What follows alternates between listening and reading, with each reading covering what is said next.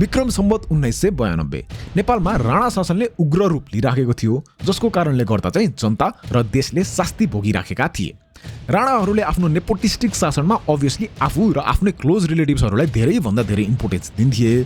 उनीहरू विरुद्ध बोल्न पाउने स्थिति पनि थिएन, बोल्यो भने मृत्युदण्ड नभए त देश निकाला गरिन्थ्यो। त्यसैले राणा शासन विरुद्ध बोल्न र लड्नको लागि दशरथ चन्द र टङ्क प्रसाद आचार्यले नेपाल प्रजा परिषद भन्ने पोलिटिकल पार्टीको सुरुवात गर्छन्।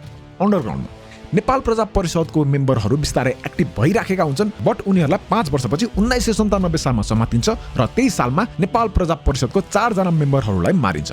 यसकारणले गर्दा राणाहरू विरुद्धको आवाजहरू अलिक कम चाहिँ हुन्छ, तर मरेको भन्ने चाहिँ हुँदैन। देशभर राणा शासन विरुद्ध नकारात्मक आवाजहरू उठिराख्दा चाहिँ त्यति बेलाका 20 वर्षीय क्राउन प्रिन्स महेन्द्र वीर विक्रम शाहको बिहे जुद्ध शमशेरको नातिनी इन्द्र राज्यलक्ष्मीसँग हुन्छ। यो कुरा अब राजा त्रिभुवनलाई खासै मन परेको चाहिँ हुँदैन, बट फिगरेट भएपछि कसरी नै भन्नु र। त्यसैले राजकुमार महेन्द्र र इन्द्र राज्यलक्ष्मीको बिहे हुन्छ र दुवैजना बिहे बन्धनमा बाँधिन्छन्। यो भएपछि शाहहरू फेरि पनि राणाहरूसँग जोडिन पुग्छन् राजा त्रिभुवनको असन्तुष्टिमा। राजकुमार महेन्द्र त अब भर्खरै बिहे गरे तापनि उनलाई हन्टिङ साह्रै मन पर्थ्यो र उनी आफ्नो मिल्ने साथी हन्टिङ पार्टनर भनौँ न जोन कोपम्यानसँग धेरै जसो हन्टिङमा जान्थे। यसकारणले गर्दा उनले जोन कोपम्यानलाई जङ्ग बहादुर कोप सिंहको टाइटल दिन्छन् र तराईमा प्रोफेसनली हन्ट गर्ने इजाजत पनि। अरे को यो जोन कोपम्यान भनेर सोच्नु भएको होला, हो सोचिराख्नु है। राजकुमार महेन्द्र तराईमा हन्टिङ मात्र गरेर त पक्कै बस्दैन थिए, बेला बेलामा उनी दरबार पनि आउँथे होला अभियसली है। राजकुमार महेन्द्रको जेठो छोरा बिहे गरेर जन्मेको छोरा birendra वीर विक्रमको जन्म 2002 सालमा हुन्छ।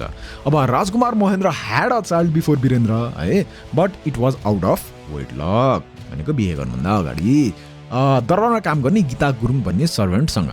अब दरबारको नोकरलाई त रोयल्टीले मरिगए राजकुमारी और रानी बनाउनेवाला छैनन् है। This is not a Disney movie. त्यसैले राजकुमार birendra राजकुमार महेन्द्रको अफिसियल जेठो छोरा थिए। अब if anyone wants to know the first child name उनको चाहिँ रविन्द्र थियो है। Okay that's it, let's carry on. नेपालमा यत्रो राणा शासन विरुद्ध आवाज चर्किँदै गर्दा संसारमा ओल्ड वार 2 सकिएर नयाँ वारको सुरुवात भएको थियो। कोल्ड वार, चिसो युद्ध between waste and it's allies र सिनो सोभियत एन्ड इट्स एलाइज। युएसएलाई चाहिँ के डर थियो भने नेपाल चाइनाकै नजिक छ, भर्खरै चाइनाले टिबेटलाई आफूमा गाबेको छ, कतै चाइनाले नेपाललाई गाबेर आफूलाई अझै शक्तिशाली बनाउने त होइन। त्यसैले युएसले नेपालमा यो कम्युनिस्ट आइडियोलोजिजहरूलाई रोक्न और कम गर्नको लागि एडहरू दिन थाल्छन्। सिनो सोभियत ब्लक पनि चुपचाप हेरेर त बस्नेवाला थिएन पक्कै है। उनीहरूले पनि इन्डियामा कम्युनिजम फैलाउनको लागि अलरेडी केही प्रोग्रामहरू चालिसकेका थिए। सो इन्डियाकै त्यस सानो कम्युनिस्ट अर्गनाइजेसनहरूबाट नेपालमा पनि कम्युनिजमको झिल्काहरू बाल्न थाल्छन्। इन्टरनेसनल खेलाडीहरू नेपालमा यसरी खेल्दै गर्दा राजा त्रिभुवन उता इन्डिया भाग्नुभन्दा लगभग 2-3 महिना अगाडि राजकुमारी इन्द्र राज्यलक्ष्मीको देहान्त हुन्छ। दरबारमा शोक चल्दै गर्दाखेरि नेपाल नेसनल कङ्ग्रेसले जनमुक्ति सेना खडा गर्छन्। नेपालमा कङ्ग्रेसले मुक्ति सेना खडा गर्छन् र देशभर खटाउँछन्। साउथमा इन्डियाले 2004 सालमा इन्डिपेन्डेन्स पाएका थिए र डेमोक्रेसी आएको थियो, जसले गर्दा नेपालमा पनि डेमोक्रेसीको आवाजहरू उठेर झनै बलियो हुँदै थियो। जस कारणले गर्दा राणाहरूले ब्रिटिसको सपोर्ट पनि गुमाएका थिए। नर्थमा चाइनाले आफ्नो इन्फ्लुएन्स बढाउँदै थिए, जसको कारणले गर्दा चाहिँ फेरि उता वेस्टर्न ब्लकले नेपालमा डेमोक्रेसी फैलाउनको लागि खन्ती पैसा खनाउँदै थिए। राजा त्रिभुवनलाई चाहिँ खासमा अब पाल्पामा बसेर यो राणा शासन विरुद्ध लड्न मन थियो, जुन चाहिँ उनले नेपाल कङ्ग्रेसका लिडरहरूलाई पनि भनेका हुन्छन्। बट नेपाल कङ्ग्रेसका लिडर्सहरूले समयमै राजपरिवारलाई सेफ्टीमा लान भ्याउँदैनन् र इन्डियन एम्बेसडर सीपीएन सिंहले त्यो मौकाको फाइदा उठाइहाल्छन् र राजा त्रिभुवनलाई आफ्नो सपोर्ट दिन्छन्। सो राजा त्रिभुवन आफ्नो सारा परिवार लिएर इन्डिया गइहाल्छन्। यी सबै कुराहरूले गर्दा राणाहरूलाई यो देशमा आफ्नो पकड जमाइराख्न अब अभियसली गाह्रो भइसकेको थियो। उता इन्डिया गएका त्रिभुवनले उतै इन्डियाबाटै नेपाली कङ्ग्रेसलाई ओपनली सपोर्ट गर्छन् र नेपालमा इलेक्सनको लागि आह्वान पनि। त्यसपछि त नेपालभर कङ्ग्रेसको जनमुक्ति सेनाले ठाउँ ठाउँमा अट्याक गर्छन्। फर्स्टमा वीरगञ्जलाई क्याप्चर गर्छन् अनि त्यो मुक्ति सेनाको हेडक्वार्टर त्यता राख्छन्। त्यसपछि त्यो मुक्ति सेनाले उदयपुर र रङ्गेली पनि क्याप्चर गर्छन्। राणाहरूलाई गाह्रो पर्दै जान्छ। इन्डियाले डिप्लोमेटिकली राणाहरूलाई प्रेसर गर्दै गर्छन्। हाउ मोहन शमशेरले राजकुमार ज्ञानेन्द्रलाई नयाँ राजा घोषणा गरेका थिए नि, त्यो कुरालाई इन्डियाले सरासर नकार्दिन्छन्। हामी राजकुमार ज्ञानेन्द्रलाई नेपालको राजा मान्दैनौँ भनेर भनिदिन्छन्। कङ्ग्रेसको जनमुक्ति सेनाले आफ्नो इन्फ्लुएन्स बढाउँदै जान्छ र विराटनगर पनि क्याप्चर गर्न भ्याउँछन्। उता इन्डियामा बसेर राजा त्रिभुवनले इन्डिया र इन्टरनेसनल कन्ट्रिजहरूलाई यो राणाहरूको क्रूर शासन हटाउन बिन्ती गर्छन् र फाइनली इन्डियाको प्राइम मिनिस्टर जवाहरलाल नेहरूले नेपालको प्राइम मिनिस्टर मोहन शमशेर जङ्गबहादुर राणालाई इन्डिया बोलाउँछन्। ल हामी एज अ मेडिएटर बस्न तयार छौँ, सबैजना वार्तामा आऊ, आई विल हेल्प द राणाज भनेर। अनि यसपछि त एभ्रिवान नोज है के भयो भनेर। दिल्लीमा ट्राइपार्टाइट एग्रिमेन्ट हुन्छ। राजा त्रिभुवन, महाराजा मोहन शमशेर जङ्गबहादुर राणा र नेपाली कङ्ग्रेसका बीपी कोइराला बीच के को एग्रिमेन्ट हुन्छ? राणा शासनको अन्त्य र प्रजातन्त्रको उदय।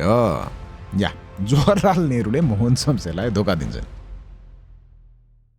2007 साल फागुन 7 गते राजा त्रिभुवन आफ्नो सारा परिवार लिएर नेपाल फर्कन्छन् र नेपाललाई राणा शासनबाट मुक्त गर्छन्। Obviously, he had help from the Nepali Congress, India, Western Bloc too, है। नेपाल फर्केको 2 दिनपछि यानि कि फागुन 10 गते राजा त्रिभुवनले नयाँ गभर्नमेन्ट बनाउन र इलेक्सन गराउनको लागि 10 जना मन्त्रीमण्डलको गठन गर्छन्, जसमा चाहिँ 5 जना पुरानै राणाकालीन मन्त्रीहरू हुन्छन् है, अनि 5 जना चाहिँ नेपाली कांग्रेसबाट।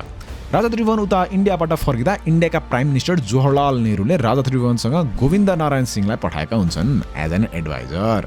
बट त्यो त भन्ने कुरा मात्रै थियो हैन, he was not just an adviser है। नेहरूले यो इन्टरिम गभर्नमेन्टमा काम गर्नको लागि एडिसनल 300 जना इन्डियन नेसनल्सहरूलाई पनि पठाएका थिए। नेपालमा प्रजातन्त्र र नयाँ सरकार त आउँछ, तर त्यो सरकार खासै इफेक्टिभ चाहिँ हुँदैन। इन्डियाले नेपालमा आफ्नो इन्फ्लुएन्स बढाउनको लागि गोविन्द नारायण सिंह सहित 300 जना पठाएका थिए है। इन्डियाले अझै नेपालको नर्दर्न भागमा 17वटा आर्मी चेकपोस्टहरू थप्छन् अनि नेपाललाई तिमीहरू वारमा त जाने होइन, यत्रो सेना राखेर के गर्छौ भनेर नेपालको आर्मी पनि गठाउँछन्।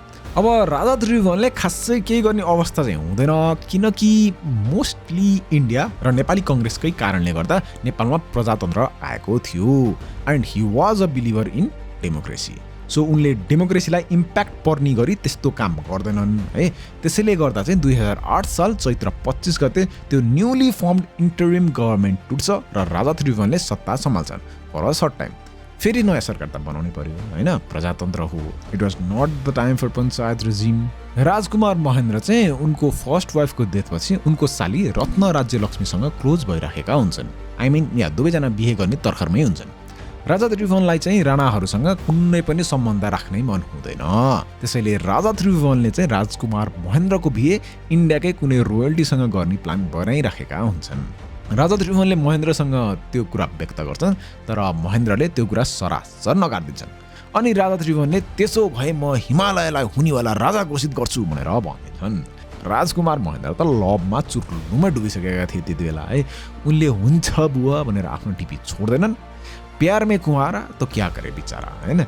तर बीपी कोइराला बीचमा आउँछन् र राजा त्रिभुवनसँग वार्तालाप गर्छन् अनि राजालाई फकाई फुलाई हैन त्यस्तो ठुलो कदम नचालिहालौँ, अरु नै केही उपाय निकालौँ न भनेर सल्लाह दिन्छन्। त्यसैले राजाले राजकुमार महेन्द्रलाई ल ठिक छ, तिमीहरू बिहे गर्ने भए गर, तर एउटा कन्डिसनमा, तिमीहरूबाट कुनै पनि बच्चाहरू हुनु हुँदैन। यो भएपछि दुवैजनाले राजाको शर्त मान्छन् अनि विक्रम सम्वत 2009 25 मङ्सिरमा बिहे गर्छन् दुवैजनाले। प्रजातन्त्र आएको 3 वर्ष भइसक्यो है, त्यही पनि न ढङ्गको सरकार छ न चुनाव हुने छाँटकाट नै। त्यसैले राजा त्रिभुवनले मातृका प्रसाद कोइरालाको प्राइम मिनिस्टरसिपमा अर्को मन्त्रीमण्डलको गठन गर्छन्, जसको मेन भूमिका चाहिँ 1 वर्षभित्रै इलेक्सन गराउने र देशलाई नयाँ प्रधानमन्त्री दिने हुन्छ। राजा त्रिभुवनले प्रजातन्त्र ल्याएका कारण जनताका माझ एकदमै पपुलर थिए, तर राणा शासनको ज्यादती 2007 सालको प्रजातन्त्र ल्याउनको लागि चल्न परेको कदम अनि आफ्टर डेमोक्रेसी देशलाई चाहिएको गभर्नमेन्ट फर्म गर्न नसकेको कारणले गर्दा धेरै नै स्ट्रेस भइरहेको हुन्छ, जसले गर्दा चाहिँ उनलाई केही हेल्थ कन्डिसन्सहरू आइरहेको हुन्छ। प्रजातन्त्र पो आएको त हैन, नयाँ गभर्नेन्स आउने बित्तिकै देशमा क्वालिफाइड मान्छेहरू झ्याप्पै आउने त होइन।